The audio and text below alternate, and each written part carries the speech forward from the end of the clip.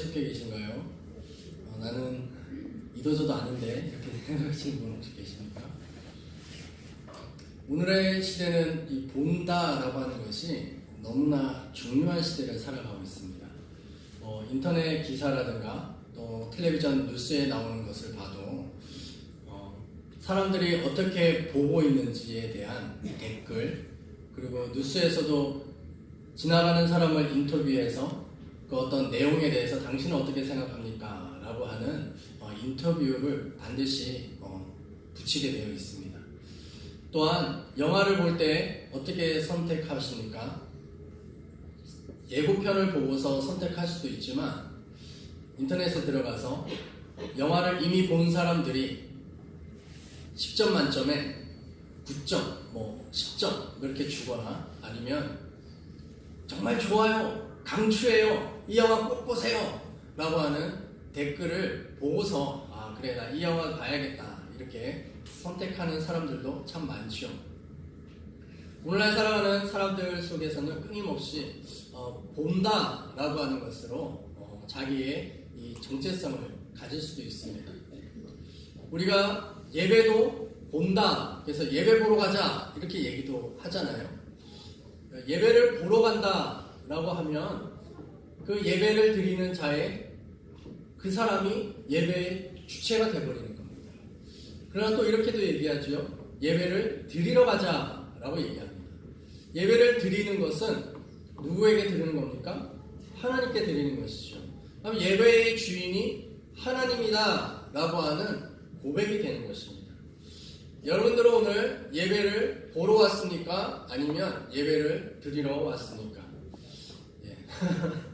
감사합니다. 예배를 보는 사람은 예배를 평가합니다. 아까 처음에 말씀드렸던 것처럼 영화를 보고 점수를 매기는 것처럼 오늘 대표기도자 오늘 윤태현 집사님 대표기도 처음 하셨는데요. 대회 3부 예배 처음 하셨는데 대표기도자 점수 몇 점, 그리고 오늘 성가대 찬양 오늘 몇 점이었어. 그리고 또 목사님 설교 몇 점이야. 그래서 총합을 내고 오늘은 은혜 받았네 이렇게 생각할 수도 있고, 에이 오늘은 예배가 좀 아니었어 라고 생각할 수도 있겠죠.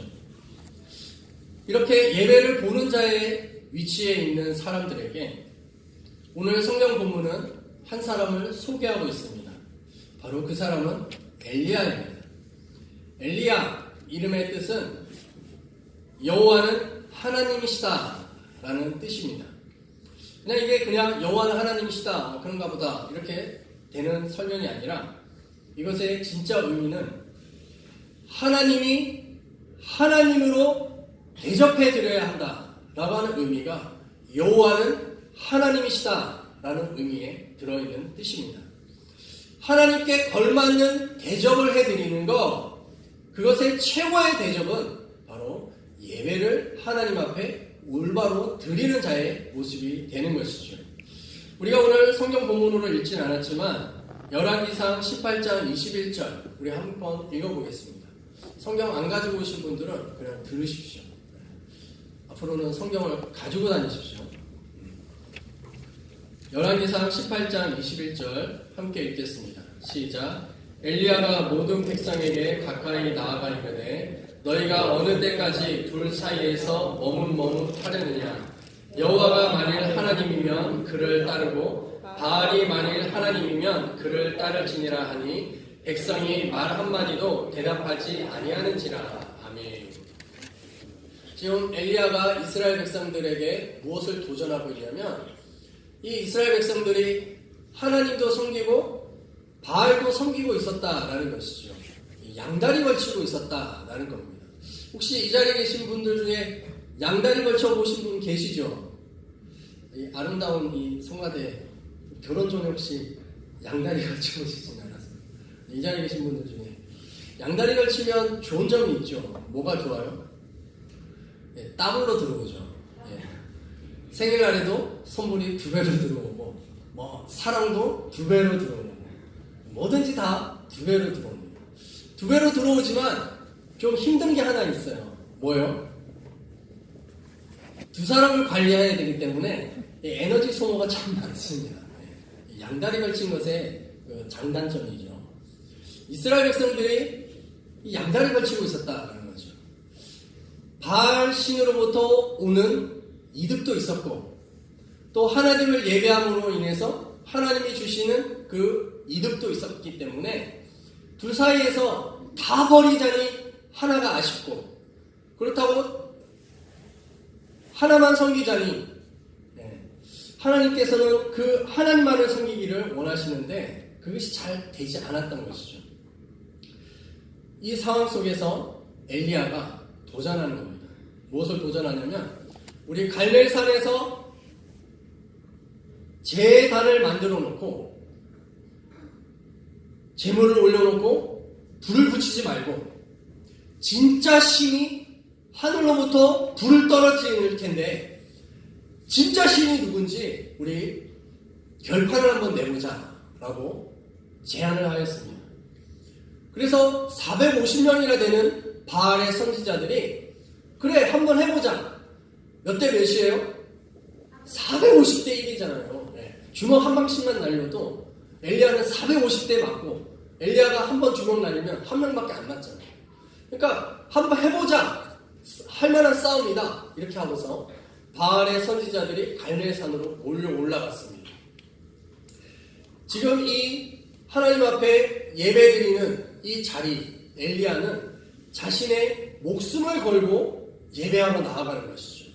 만약에 하나님이 불을 내려주지 않으면 바알의 450명의 선지자들에게 몰매 맞아 죽을 수 있는 자기의 인생을 건 예배를 지금 드리고 있는 것입니다. 자, 예배를 드리는 과정 속에서 우리가 열왕기상 18장을 읽어보면 바알의 선지자들 450명이 꽝꽝꽝꽝 하면서 북도 치고 꽹가리도 치고 춤추고 뛰어놀았습니다. 아침부터 정오가 될 때까지 온 짓을 다 했는데도 불이 안 떨어지는 거예요. 그래서 엘리야가 반대편에서 야 너의 신은 지금 자고 있나 보다. 좀 더 크게 소리 내어서 바알 신을 깨워라. 아니면은 용변이 급해가지고 화장실에 가셨나 보다. 화장실 갔다 오실 때까지 너희가 좀 기다리던가 뭐 이러면서 계속 비아냥거리고 놀렸던 것이죠. 하다 안 되니까 이 바알의 선지자들이 칼로 자기의 몸을 긋습니다. 피를 질질 흘리는 거죠. 인신제사를 드리는 겁니다.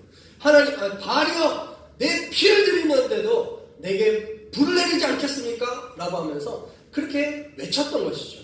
아무리 바알에 불을 달라고 했지만 아무 일도 없었습니다. 그러자 엘리야가 지쳐있는 450명의 바알의 선지자들을 향하여서 이제 내가 할 테니까 내가 하는 걸 잘 봐 라고 하면서 예배는 이렇게 드리는 거야 라고 얘기합니다. 자, 우리 30절 말씀 다시 한번 읽어보겠습니다. 30절 시작. 엘리야가 모든 백성을 향하여 이르되 내게로 가까이 오라. 백성이 다 그에게 가까이 가매 그가 무너진 여호와의 제단을 수축하되. 아멘. 지금 엘리야가 백성들에게 예배의 제단으로 가까이 나와 이렇게 요청하고 있습니다. 그래서 이스라엘 백성들이 지금 구경꾼으로 보고 있었는데 너희가 구경꾼 보는 자가 아니라 하나님 앞에 예배를 드리는 자로 나와라 라고 가까이 초대하고 있는 것이죠. 그러면서 한 사람을 설명합니다. 우리 31절 말씀 다시 한번 읽어보겠습니다. 시작. 야곱의 아들들의 지파의 수요를 따라 엘리야가 돌 12개를 취하니 이 야곱은 옛적에 여호와의 말씀이 임하여 이르시기를 내 이름을 이스라엘이라 하리라 하신 자들아. 아멘. 지금 여호와의 제단을 수축했다, 재건하였다 라고 하면서 뜬금없이 야곱이라고 하는 사람을 설명합니다. 야곱, 이 야곱의 이름의 뜻이 무엇이죠? 야곱은 뒤꿈치를 잡은 자, 발목을 잡고 나왔다. 이 형의 발목을 잡은 것이죠. 좋게 말해서 발목 잡은 자라지만 나쁘게 말하면 사기꾼입니다. 등쳐먹고 살아가는 사람, 거짓말쟁이 이런 뜻이죠. 이런 야곱이 자기의 인생을 풍요를 위하여서 사람들을 끊임없이 속이고 살아왔던 그 인생 앞에 잘되고 번성하였습니다.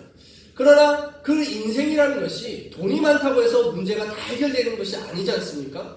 우리도 살아보지만 돈으로 해결되는 거 극소수일 뿐입니다. 더 많은 일들이 돈과 관련 없이, 아니 우리 인간의 힘의 능력으로는 도저히 풀 수 없는 고통과 아픔의 문제들을 직면하게 되는 것이죠. 바로 야곱이 그 인생을 풀 수 없는 고통과 절대절명의 죽음의 상황 앞에 맞닥뜨렸을 때에 야곱이 무엇했냐? 바로 약복강가에서 하나님이라고 이야기할 수 있는 천사 붙잡고 늘어섰다는 것이죠. 하나님 앞에 하나님을 붙잡으면서 하나님 내 문제 해결해 주지 않으시면 나는 결코 하나님 도울 수 없습니다 라고 강구하였던 것입니다.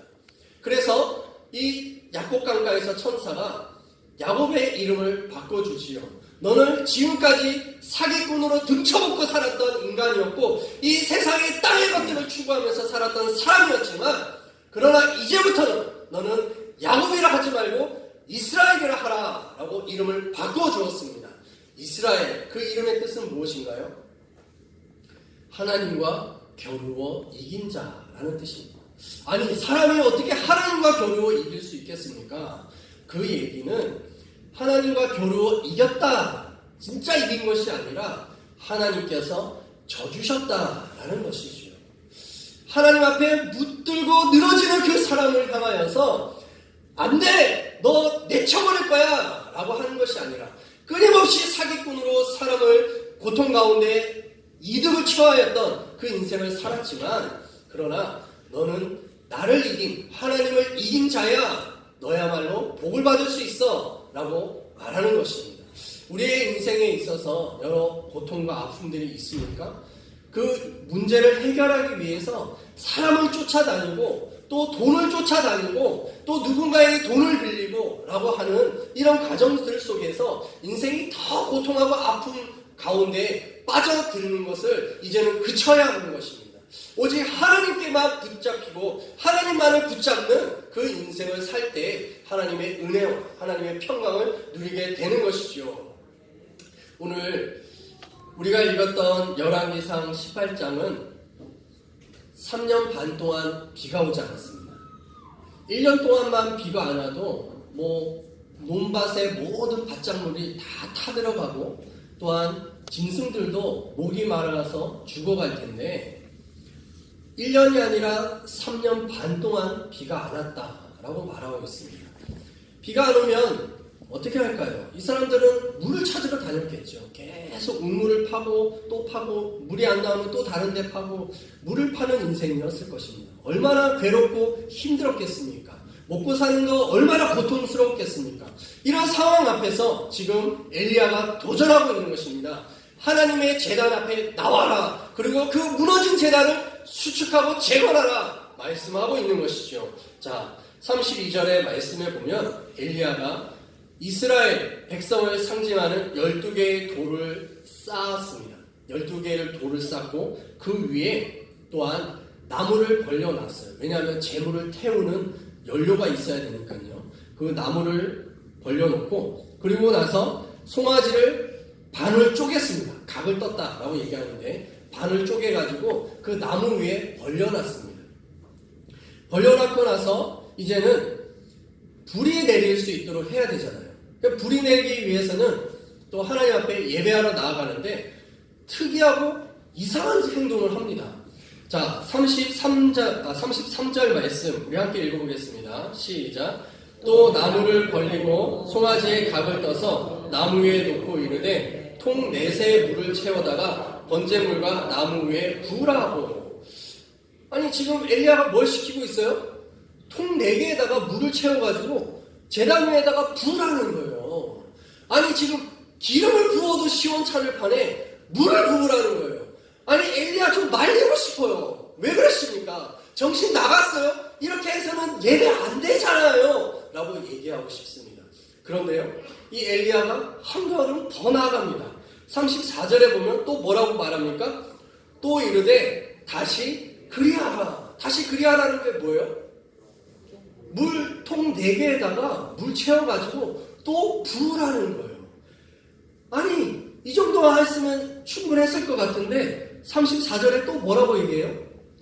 또 이르되 세 번째도 그렇게 해라 라고 얘기합니다. 자, 우리 치매 예방을 위한 두뇌 활용을 한번 해보겠습니다. 4통을 3번 했어요. 그럼 총 몇 통 부은 거예요? 예. 우리 이곳에 계신 분들, 답하신 분들은 100세까지 치매 안 걸리실 겁니다. 이제 축복하겠습니다. 얘기하면은 잘 이렇게 해주시면 치매 안 걸려요. 정말 좋은 하나님의 은혜입니다. 자, 몇 통을 부었다고요? 12통 부었습니다. 자, 근데 이 말씀을 잘 상상을 해보세요. 32절에 돌 쌓고 나무 벌려놓고 송아지를 죽여서 반으로 쪼개서 올려놨습니다. 그리고 또 뭐 했어요? 제단 둘레를 도랑을 팠다 이렇게 얘기합니다. 도랑을 팠어요. 도랑을 팠어요? 도랑을 왜 팠을까요? 그쵸. 12통 물 부을 테니까 물이 빠져나가지 않도록 도랑을 파가지고 물이 고여있게 만든 겁니다. 자, 여러분 성경 속에 보면은 32절에 두 세아 이렇게 되어 있는데 세아 앞에 가로 1번이라는 것이 있는 성경이 있으신가요? 네, 없는 성경도 있더라고요. 좋은 성경을 사셔야 되는데 가로 1번 이거는 나뇌주를 봐라 라는 뜻입니다. 나뇌주라는 것은 성경 아랫부분에 이 세설이 있다라는 거예요. 세아에 대해서 뭐라고 설명되어 있습니까? 약 15리터. 그러니까 한 세아가 15리터면 두 세아면 몇 리터예요? 30리터의 물이라는 거예요. 최소한 30리터를 담을 수 있는 도랑이라는 거예요. 근데 그 물을 12통을 부었더니 어떻게 됐습니까? 제단에도 물이 찰랑찰랑 넘치고 있고 도랑에도 물이 가득 차 있다는 거예요. 자, 이런 말도 안 되는 예배를 지금 엘리야가 드리고 있습니다.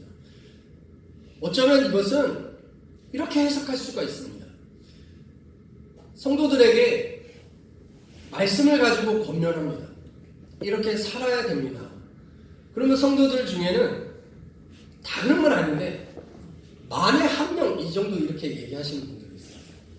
목사님이 세상을 몰라서 그래요. 이렇게 살아보세요. 목사님 말한 대로 못 살아요. 이렇게 얘기해요. 혹시 뜨끔하고 찔리시는 분이 계십니까? 물론 그럴 수 있습니다. 목사님의 말대로 하면 세상에서 못 산다. 그럴 수 있습니다. 그러나 그거는 목사님의 말이 아니라 성경의 하나님의 말씀이라고 하는 것을 기억해야 됩니다. 지금 엘리야가 하나님의 예배드리는 것이 무엇인지를 보여주면서 물통에 물을 부어서 부어라! 라고 얘기합니다. 그렇게 해서는 예배가 안 되잖아요! 라고 얘기할 수가 있어요. 그것은 세상의 방법이 아니잖아요! 라고 얘기할 수 있습니다. 그러나 엘리야는 아니야! 이렇게 예배 드릴 수 있어! 라고 말하는 겁니다. 예배를 하나님께 온전히 드리기 위해서 너희의 수고와 너희의 땀이 필요한 거야! 라고 말하는 것이죠. 자, 몇 년 동안 비가 안 왔다고요? 역시 우리 임마누엘 성가대는 대단한 성가대예요. 우리나라에 내놓아도 어디에 하나 손색 없는 그런 성가대라 저는 믿습니다. 아멘. 자기들도 아멘을 잘 안 하시네요. 뭐 이렇게 안 믿으시나 봐요. 아멘이시죠. 몇 년 동안 비가 안 왔다고요? 3년 6개월. 자, 생각해 보세요. 4통의 물에다가 물을 담아와서 부으래요. 갈멜산 꼭대기입니다. 물은 어디에서 어디로 흘러요? 위에서 아래로 흘러요.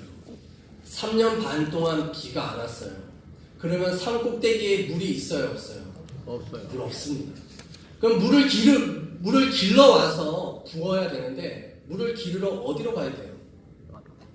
산 아래로 가야 되죠. 산 아래로 가면 물이 있나요? 앞에 열왕기 산 앞쪽에 보면 그리 시냇가에 흐르던 물도 다 말라버렸다 이렇게 얘기합니다. 시냇가에도 물이 없어요. 그러면 어디에서 물을 구합니까? 땅을 파야겠죠. 땅을 파고 물을 바가지로 긁어서 채웠을 것입니다. 그 산 저 아래에서 물을 길러서 낑낑거리면서 물통 짊어지고 와서 물을 부었습니다. 그랬더니 엘리야가 또 뭘 시켰다고요? 한 번 더 해라. 이 물통 들고 다니는 사람들은 아마 입이 이만큼 나왔을 겁니다. 아니 예배를 드리자고 하는 거야 말자고 하는 거야, 이렇게 무슨 예배를 드린다고 말도 안 되는 짓거리를 하고 있어 라고 하면서 불만과 불평을 토했을 것입니다. 그러나 아합 왕이 이 자리에 있었거든요. 두 눈이 시퍼렇게 뜨고 있으니까 왕 앞에서 이렇게 할 수도 없고 또 두 번, 또 세 번 했다라는 것이죠. 우리의 삶 속에서 하나님을 예배해 드리기 위해서 여호와는 하나님이시다라고 하는 하나님을 하나님으로 예배하기 위해서 여러분들은 어떤 수고를 하고 있습니까? 예전에는 이런 게 없을 때 모든 성도들은 예배당 나올 때 성경 찬송가 들고 나왔습니다. 그러나 요즘은 어떻게 해요? 똘레. 네. 핸드폰을 들고 와요. 왜요? 핸드폰에 다 있으니까. 또 어떤 분들 보면은 핸드폰에 없는 분들도 있더라고요. 다 나오니까. 우리가 진짜 하나님 앞에 예배하러 나온 것인가? 아니면 예배 보러 나온 것인가? 판단할 수는 없지만 자기 자신이 잘 알 것입니다. 우리가 진짜 하나님을 하나님으로 예배하기 위해서 우리가 해야 할 수고가 있다라고 성경은 우리에게 도전하는 것입니다. 그 첫 번째 수고가 무엇이냐면 우리가 해야 할 첫 번째 수고, 첫 번째 물통에 물을 채우는 것, 바로 그것은 말씀 묵상입니다. 우리 교회도 지금 3년 3개월째 성경 묵상 운동을 계속하고 있습니다. 어떤 분이 그런 얘기를 해요. 목사님, 성경 묵상 제일 안 하시는 분들이 항둥직이에요. 이렇게 얘기하더라고요. 뜨끔하시는 분도 혹시 계십니까? 묵상 제일 안 하시는 분들이 항둥직이래요. 묵상을 하면, 그것도 아침에 묵상을 하면 삶이 풍성해집니다. 또 하루의 시작이 말씀으로 시작하기 때문에 하루가 즐겁고 행복하게 되죠. 그래서 마음의 여유가 생겨요. 그래 하루의 어려운 일, 어떤 또 사람들과의 관계 속에서 갈등이라든가 이런 일들이 생겼을 때 아침에 말씀 묵상을 하면 그 말씀이 해석이 되어지고 또 하늘에서 불이 내려온 것처럼 문제를 극복할 수 있는 하나님의 능력이 덧입혀지게 되는 것입니다. 그래서 첫 번째 물통, 아침에 말씀 묵상하라. 주님이 우리에게 엘리야를 통하여서 우리에게 명령하시는 것입니다. 아멘이십니까? 아멘. 어떤 분들은 목사님 너무 바빠가지고 시간이 없어요. 아침에 출근하기 바쁘고요. 허둥지둥하기 바빠요. 라고 얘기를 하십니다. 그런데요, 사람이라고 하는 것은 자기가 좋아하는 것은요, 돈 내고 정성 들이고 노력해가지고 어떻게든 좋아하는 거 하게 되어 있습니다. 예전에 교회에 있을 때 안수 집사님에게 집사님 새벽 예배 좀 나오세요 이렇게 말씀드렸어요. 그때는 이제 5시 반에 새벽 예배였거든요. 그랬더니 그분이 목사님 제 삶을 몰라서 그래요. 제가 얼마나 바쁜데요. 집에 오면 녹초가 돼요. 새벽에 못 일어나요. 저를 좀 이해해 주세요. 이렇게 얘기했어요. 그게 어떻게 해요? 목회자로서. 안 돼요! 뭐 이렇게 얘기할 수 있습니까? 그러시군요. 알겠습니다. 그랬죠.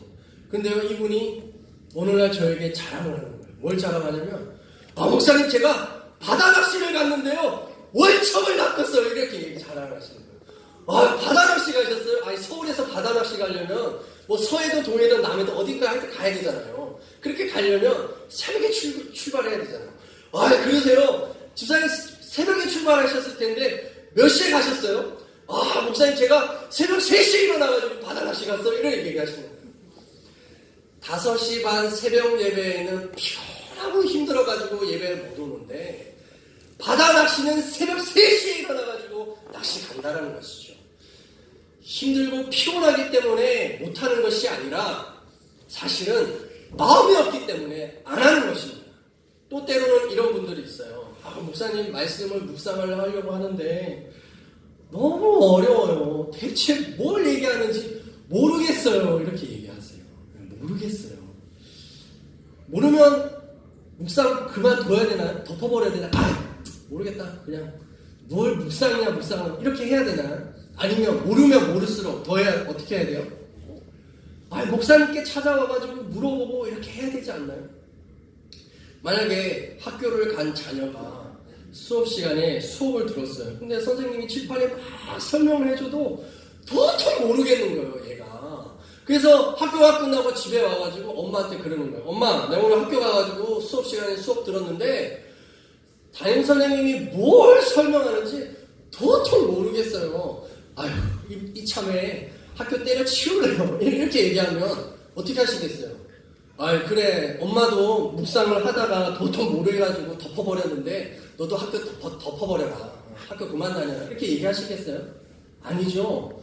빚을 내서라도 엄마가 학원 보내줄게, 가외시켜줄게 하면서 어떻게든 가르쳐주려고 할 것입니다. 말씀 묵상 안 하는 거, 어렵다, 시간 없다, 이 모든 것은 다 핑계입니다. 하나님께서 우리에게 도전하십니다. 말씀 묵상, 물통을 채워서 하나님께 예배드리는 삶을 너희가 반드시 살아라 라고 말하는 것이죠.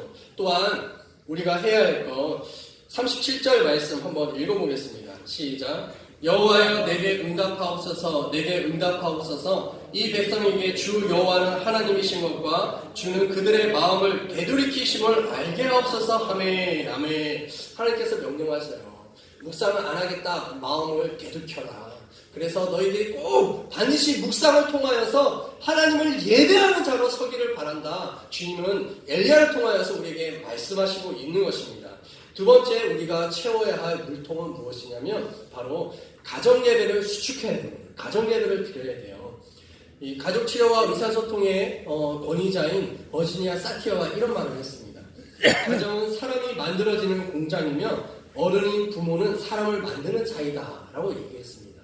정말 그 건강한 부부는 자녀들에게 건강한 자아상을 심어주게 되어 있어요. 건강한 부부의 관계의 모습, 건강한 자아상의 모습을 심어줄 수 있는 유일한 방법은 말씀밖에 없다라는 것이죠. 이 말씀 묵상한 것을 가지고서 가정에서 말씀으로 예배를 드려야 돼요. 그냥 이렇게 예배가 아니라 말씀 묵상한 것을 나누는 예배가 돼야 됩니다. 어떤 젊은 집사님이 그런 얘기를 하셨어요. 목사님, 제가 집에서 아들과 함께 이야기를 나누다가 얘가 이제 초등학교 저학년이거든요. 그 아이가 갑자기 뭐 이렇게 이야기를 하다가 이번에 말씀 열왕기 상 뭐 이렇게 또 앞에 있었던 뭐 이렇게 사무엘하 말씀을 묵상했던 그 과정 속에서 솔로몬에 대해서 제가 다시 봤어요 이렇게 얘기했다는 거예요. 그러면서 왕들에 대한 이야기들을 주저리 얘기하면서 어떤 왕은 어땠고 어떤 왕은 이랬었는데 자기가 이렇게 삶을 살아야겠다라고 하는 그런 이야기들을 초등학교 4학년 아이가 이야기하더라는 거예요. 그래서 엄마도 와 정말 신기하다. 어떻게 너가 이런 거를 다 알았니 하면서 신앙적인 이야기를 했는데 어리게만 봤던 이 학생이 이제는 엄마와 대화가 될 수 있는 신앙의 모습을 갖고 있다라고 하는 이야기를 저에게 했습니다. 그 얘기를 들으면 얼마나 기쁘든지요. 예. 우리의 가정에서 이제는 가정예배, 말씀 묵상의 가정예배를 통해서 자녀의 마음이 어떤 마음인지 부모가 알고 또 부모의 마음도 자녀들에게 전달될 수 있는 이런 가정예배가 돼야 됩니다. 제 아들이 레고를 좋아하는데 레고를 만들고 있길래 제가 그 옆에 앉았어요. 그래서 앉아가지고 얘기를 하다가 예준아, 제 아들 예준인데 예준아, 이 설교 듣고 예준이한테 아무 얘기도 하지 말아주세요. 좀. 성도들이 이 얘기를 듣고서 예준이를 만나면 예준아 네가 그랬다며 예준아 네가 그랬다며 이렇게 얘기하니까 예준이가 굉장히 괴로워요. 그래서 목사님들이 자기 자녀들 얘기를 잘 안 해야 되는데 하다 보니까 또 얘기하게 됩니다. 예준아 너 예수님 믿어서 천국 갈 수 있지? 라고 얘기했더니 근데 아빠 저를 아버지라고 하거든요. 아버지 저는 천국 못 갈 거예요. 왜? 제가 지은 죄가 너무 많아요. 이렇게 얘기하는 거예요. 지은 죄가 너무 알고 있다. 너 어머니 아버지 없는 곳에서 너 무슨 짓거리 하고 다니는지 어머니 아버지는 안 보았지만 다 안다. 안다 이렇게 얘기했어요. 그러나 예준아, 너가 지은 죄가 크니 아니면 예수님께서 너의 죄를 없애주기 위해서 오신 예수님의 그 힘과 능력이 더 크니? 라고 물어보니까 당연히 예수님이 더 크죠.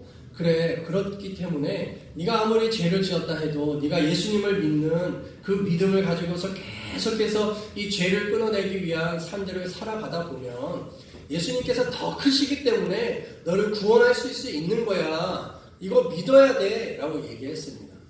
예수님과 이런 신앙적인 이야기, 예수님도 3학년밖에 안 되거든요. 이 아이와 이런 이야기 할 수 있는 거, 그것은 말씀 묵상을 하기 때문에 그런 것입니다. 그렇다고 예준이가 매일 같이 하느냐? 아니에요. 일주일에 한두 번 하면 잘하는 아이입니다. 그렇지만 끊임없이 말씀 묵상을 하기 때문에 아버지와 이런 이야기, 소통이 가능하다라는 것이죠.